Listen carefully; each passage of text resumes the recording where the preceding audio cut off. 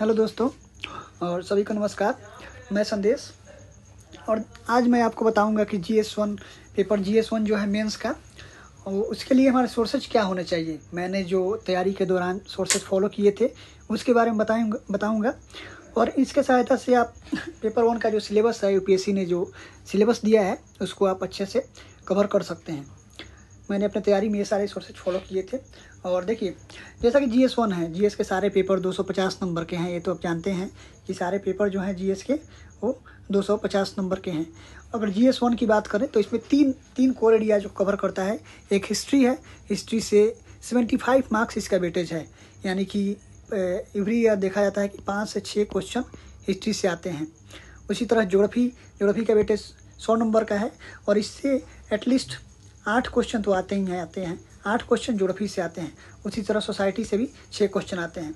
तो इसको आपको ध्यान में रखना है कि हिस्ट्री का वेटेज 75 मार्क्स का है, सोसाइटी का 75, ज्योग्राफी का वेटेज ज़्यादा है। ज्योग्राफी के 100 नंबर के क्वेश्चन आते हैं, 8 क्वेश्चन के आसपास आते हैं। तो इसको आपको ध्यान में रखना होगा, यानी ज्योग्राफी में आपको ज़्यादा मेहनत करना है, ज्योग्राफी ज़्यादा स्कोरिंग है। तो ये हो गया। पेपर का कंपोजिशन जो है लगभग स्टैटिक रखता है UPSC हर साल। तो ये हो गया। सोर्सेज की बात करें तो देखिए, हिस्ट्री के लिए हिस्ट्री का जो है इसमें 4-5 सब टॉपिक्स हैं। जैसे मेंस की अगर बात करें तो आर्ट एंड कल्चर है। आर्ट एंड कल्चर के लिए देखिए आप ओल्ड NCERT क्लास 11th में 3-4 NCERT हैं। उसमें एक NCERT जो 11th का है वो आर्ट एंड कल्चर के लिए है, उसको आप फॉलो कर सकते हैं। दूसरा एक बुक है नितिन सिंघानिया का आर्ट एंड कल्चर के लिए, जो कि प्रीलिम्स और मेंस में भी काम देता है। तो ये 2 सोर्सेज हैं आर्ट एंड कल्चर के लिए, एक ओल्ड NCERT क्लास 11th और दूसरा नितिन सिंघानिया का बुक जो है, इसको आप फॉलो कर सकते हैं। नितिन सिंघानिया का बुक बहुत ही थोड़ा बल्कि है, इसको आप सिलेक्टिवली पढ़ेंगे और इसके 6-7 चैप्टर बहुत ही इंपॉर्टेंट है, वो आप देख लेंगे। जो इंपॉर्टेंट चैप्टर है प्री और मेंस के लिए, उसको आप देखेंगे।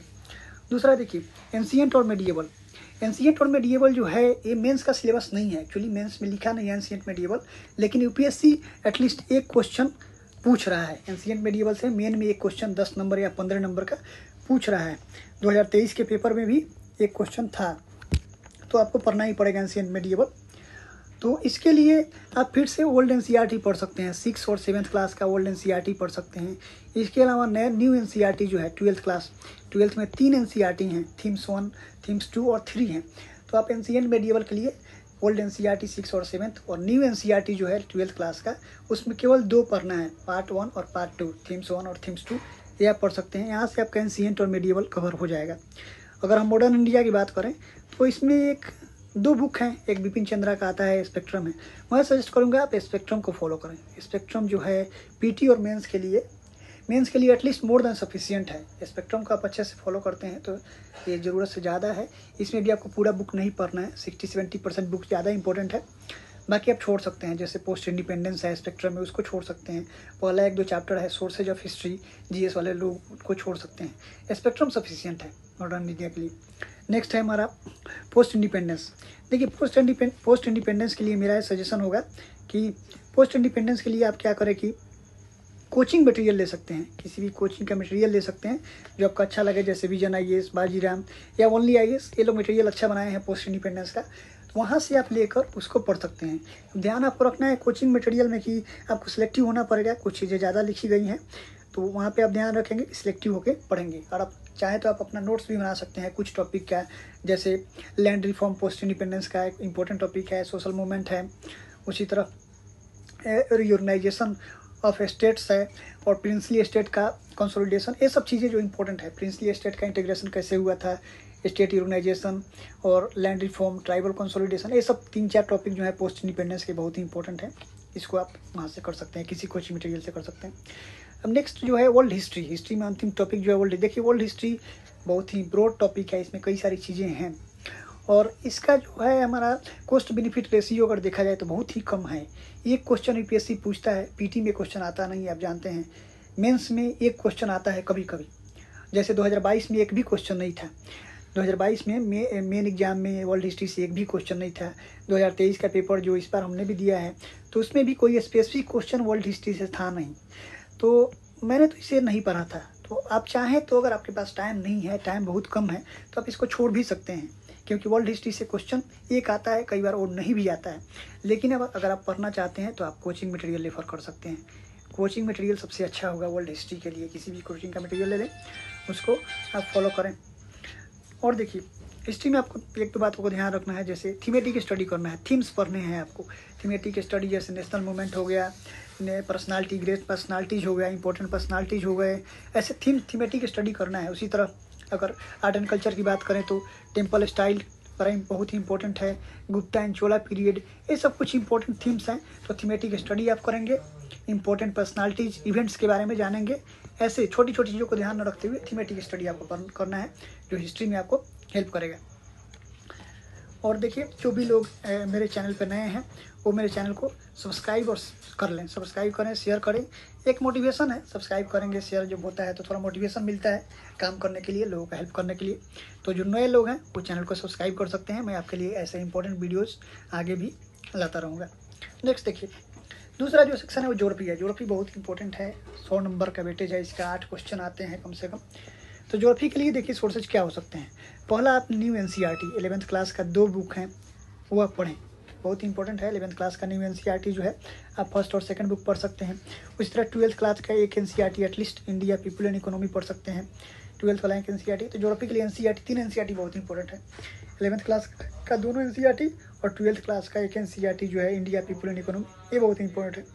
अगर बुक्स की बात करें तो देखिए फिजिकल ज्योग्राफी के लिए आप सविंदर सिंह को फॉलो कर सकते हैं। सविंदर सिंह की बुक आती है फिजिकल ज्योग्राफी के लिए, उसको आप पढ़ सकते हैं। कुछ टॉपिक बल्कि बुक है, सिलेक्टिव होकर आप पढ़ सकते हैं जो आपको इंपॉर्टेंट लगे। जैसे जियोलॉजी के कुछ टॉपिक वहाँ से कवर कर सकते हैं, क्लाइमेटोलॉजी कवर कर सकते हैं, ये 2 चैप्टर ओशियोनोग्राफी के कुछ टॉपिक कवर कर सकते हैं। तो सविंदर सिंह जो है फिजिकल ज्योग्राफी के लिए बहुत ही अच्छी बुक है, इसको आप सिलेक्टिव होकर कवर कर सकते हैं। एक बुक आती है महेश बर्नवाल की भी, ज्योग्राफी कम्प्रिहेंसिव स्टडी करके इसका नाम है, महेश बर्नवाल की। इस बुक को भी आप देख सकते हैं। अगर आप ज्योग्राफी के लिए थोड़ा अच्छे से पढ़ना चाहते हैं तो ये स्पेसिफिक बुक यूपीएससी के लिए है, तो आप एक महेश बर्नवाल की बुक बहुत ही अच्छी है, इसको आप देख सकते हैं ज्योग्राफी के लिए। और अगर आपके पास कोचिंग नोट्स है, आपने कोचिंग लिया है, तो आपको कोचिंग नोट्स बहुत ही इंपॉर्टेंट होगा। आप चाहें तो बुक बहुत ही सिलेक्टिव होकर पढ़ सकते हैं, कुछ छोड़ भी सकते हैं। कोचिंग नोट्स जो है ये बहुत काम देगा आपके स्टडी में। तो अगर आपने कोचिंग लिया है, चाहे हिस्ट्री हो, ज्योग्राफी हो या फिर सोसाइटी हो, अगर आपने कोचिंग लिया है तो कोचिंग का जो क्लास नोट्स है बहुत ही इंपॉर्टेंट है, उसको आप अच्छे से रिवाइज करें, उसको फॉलो करें। अब कुछ बुक्स जो है स्किप भी कर सकते हैं, एनसीईआरटी पढ़ें और कोचिंग का नोट्स ज़्यादा इंपॉर्टेंट है। क्लास नोट्स को पढ़ते रहें, ये आपके प्रिपरेशन में बहुत हेल्प करेगा। तो कोचिंग मटेरियल जो है उसको आप फॉलो करें। और देखिए लास्ट जो ज्योग्राफी में मैं बताना चाहूँगा वो है मैप्स का बहुत इंपॉर्टेंट रोल है, खास करके वर्ल्ड मैप और इंडिया मैप दोनों का ही रोल होगा। आपको मेन एग्जाम में भी मैप ड्रॉ करने होते हैं, वर्ल्ड मैप और इंडिया का मैप दोनों ड्रॉ करना होता है। कई जगह पे paper GS across the paper GS 1, 2 हो, 3 हो, मैप कई जगह बनाना, तो मैप पे आपको अच्छे कमांड होना चाहिए, मैप मेकिंग और मैप का नॉलेज भी होना चाहिए। इवन कि मैप जो है फिल्म्स के लिए भी बहुत इंपॉर्टेंट हो गया है अगर हम ज्योग्राफी। और एक बात मैं और कहना चाहूँगा कि ज्योग्राफी का जब स्टडी कर रहे हैं GS 1 के लिए, तो इसको बहुत ही सीरियसली पढ़ें। ज्योग्राफी बहुत इंपॉर्टेंट है फिल्म्स के लिए भी, मेंस के लिए तो है ही, फिल्म्स के लिए ही बहुत इंपॉर्टेंट हो गया है। 2023 में ऐसा देखा गया है कि 20 क्वेश्चन आए ज्योग्राफी से, जो कि लगातार 2-3 साल से 21 से ज्योग्राफी के वेटेज जो है बढ़ रहा है, और इस बार 20 क्वेश्चन थे फिल्म्स में। तो ज्योग्राफी को आप बहुत ही अच्छे से प्रिपेयर कर लें, मेंस के लिए भी और पीटी के लिए भी आपको हेल्प करे, फिल्म्स में भी बहुत आपको हेल्प करेगा। तो इसलिए ज्योग्राफी का बहुत ही सीरियसली कवर करें, बहुत हेल्पिंग है। 3-4 क्वेश्चन मैप से आए फिल्म्स में, तो फिल्म्स के लिए भी आपको करना है, ताकि ये मैपिंग जो आप करेंगे वो फिल्म्स में भी आपको मदद करेगा मेंस के अलावा। तो ये ज्योग्राफी हो गया। और आप मेरे चैनल को सब्सक्राइब कर लें, जो भी नए लोग हैं उनको मैं कहना चैनल को सब्सक्राइब करें, अपने यूपीएससी दोस्तों के साथ शेयर करें। मैं आपको इंपॉर्टेंट ऐसे वीडियो लाता रहूँगा। नेक्स्ट जो तीसरा जो सेक्शन है हमारा सोसाइटी है। सोसाइटी का लेकिन सोसाइटी का वेटेज जो है 75 मार्क्स का है, 6 क्वेश्चन सोसाइटी से आते हैं, जैसे मैंने पहले आपको बताया। देखिए सोसाइटी के लिए आप एनसीईआरटी फिर से फॉलो कर सकते हैं। मैं एनसीईआरटी कहूँगा 11th और 12th का एनसीईआरटी आप देख सकते हैं, बहुत ही इंपॉर्टेंट है सोसाइटी के लिए। दूसरा कोचिंग नोट्स, पहले मैं बोला था कि अगर आपके पास कोचिंग आपने किया है तो कोचिंग का नोट्स जो है सोसाइटी के लिए बहुत ही अच्छा होगा। विजन IAS है, बाजीराम है, ये आप कहीं भी से भी कोचिंग नोट्स ले सकते हैं। अगर आपने कोचिंग लिया है तो क्लास नोट्स ज़्यादा इंपॉर्टेंट है। तो सोसाइटी आप इस तरह से एनसीईआरटी से कोचिंग का नोट्स से बहुत ही अच्छे से कवर कर सकते हैं। अब ये हमारे सोर्सेज हो गए, GS के जो सोर्स हैं ये सब हो गए। और कुछ करंट, कुछ कुछ इंपॉर्टेंट बात करें अगर GS1 के बारे में, चाहे और भी टॉपिक के बारे में, तो करंट अफेयर्स देखिए GS1 जो है हिस्ट्री तो नहीं, लेकिन ज्योग्राफी जो है, ज्योग्राफी और सोसाइटी, ज्योग्राफी और सोसाइटी बहुत ही करंट ओरिएंटेड टॉपिक्स है। तो करंट अफेयर आपको प्रिपेयर करना होगा। ज्योग्राफी के, सोसाइटी के जो टॉपिक्स है इस पे करंट अफेयर आपको बनाना होगा। जैसे साइक्लोन्स हो गए या फिर लैंडस्लाइड ऐसे आते रहते हैं, तो इनसे क्वेश्चन यूपीएससी पूछता है। ज्योग्राफी ओरिएंटेड साइक्लोन, लैंडस्लाइड और भी कई सारी चीज़ें हैं जिनसे करंट पर फोकस रहता है यूपीएससी का, स्पेशली ज्योग्राफी में। और जो दूसरी बात है वो डाटा और रिपोर्ट्स का बहुत ही बड़ा गेम है जीएस में। आपको डेटा शीट बनाना चाहिए, डेटा शीट अपना बना ले, और कुछ कमेटी है उनके रिपोर्ट जो आ रहे हैं, रिकमेंडेशन है, वो आप डाल सकते हैं। सोसाइटी में स्पेशली, सोसाइटी में आप जैसे टॉपिक वोमेन इशूज हो गया, अर्बनाइजेशन हो गया, पॉपुलेशन हो गया, इन सब टॉपिक के लिए आपको डेटा कलेक्ट करना चाहिए। डेटा शीट बनाएं वोमेन इशूज के लिए, अर्बनाइजेशन, पॉपुलेशन, ऐसे टॉपिक जो हैं, तो इसके लिए आप डेटा शीट बना सकते हैं। डेटा आपके एग्जाम में बहुत हेल्प करेगा, इंट्रोडक्शन में, कंक्लूजन में, बॉडी में। तो ये चीज़ें हो गई। तीसरा, डेटा शीट आप बना सकते हैं, और डेटा कहाँ से आप चाहें तो मैगजीन से कलेक्ट कर सकते हैं, न्यूज़पेपर से, और इकोनॉमिक सर्वे और बजट से आप कलेक्ट कर सकते हैं। कुछ डेटा आप इकोनॉमिक सर्वे और बजट से भी कलेक्ट कर सकते हैं। अब एक दो जनरल बातें किया जाए तो इन जनरल जीएस का जो सिलेबस जो है बहुत ही वास्ट है, खासकर GS1 का सिलेबस ज़्यादा वास्ट है। इसको बहुत ही सावधानी से आपको कवर करना होगा। सिलेक्टिव भी होने की ज़रूरत है। GS1 सिलेक्टिव होने की ज़रूरत है। सिलेबस बहुत वास्ट है, लेकिन आपको पढ़ना भी, हिस्ट्री, ज्योग्राफी बहुत अच्छे से पढ़ना चाहिए, क्योंकि वो प्रीलिम्स में भी हेल्प करता है। तो इसलिए GS1 को अच्छे से प्रिपेयर कर लें, और ये आपको प्रीलिम्स में भी हेल्प करेगा। तो इसलिए सिलेक्टिव होना है, क्योंकि सिलेबस बहुत वास्ट है, लेकिन अच्छे से प्रिपेयर भी करना है हिस्ट्री, ज्योग्राफी को, ताकि आपको प्रीलिम्स टेकल करने में ये पेपर हेल्प करेगा। तो दोस्तों, ये सोर्सेज थे, इसको आप फॉलो करेंगे तो आप अच्छे सिलेबस को कवर कर पाएंगे।